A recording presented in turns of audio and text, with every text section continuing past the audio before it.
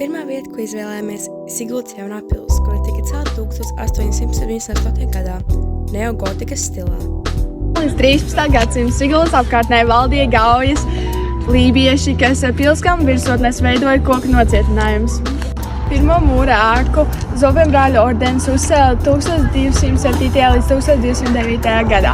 17. gadsimtā sākums poļu zviedru karu laikā Livonijas ordeņa pils tika nopostīta un pils teritorijas pārtapa par lēņu mūžu, kas 18. gadsimtā iekļāvās Vidzemes gubeņā.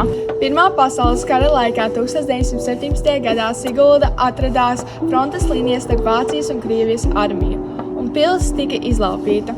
Latvijas neatkarības pasludināšanai sekoja agrā reforma, un 1902. gadā Kroptkinu dzimta zaudēja īpašumu tiesības uz pili.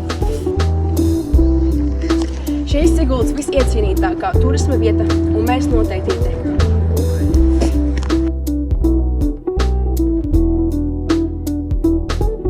Kā nākamo vietu izvēlējāmies Siguldas Pieķīšu parku, kas atrodas tieši netālu no Siguldas jaunās pils.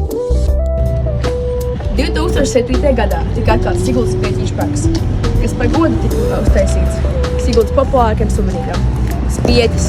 Liecības par spieķiem jau atrodas 19. gadsimtā izdētajos ceļojumos, kuros teikts, ka pasteigt par Siguldas gravām lieti noderēs spieķis, ko var iegādāties no kāda zēna. Lai arī praktiskas vajadzības pēc tā vairs nav īsti nav, Siguldas pieķīts ir joprojām tik populārs, cik iepriekš.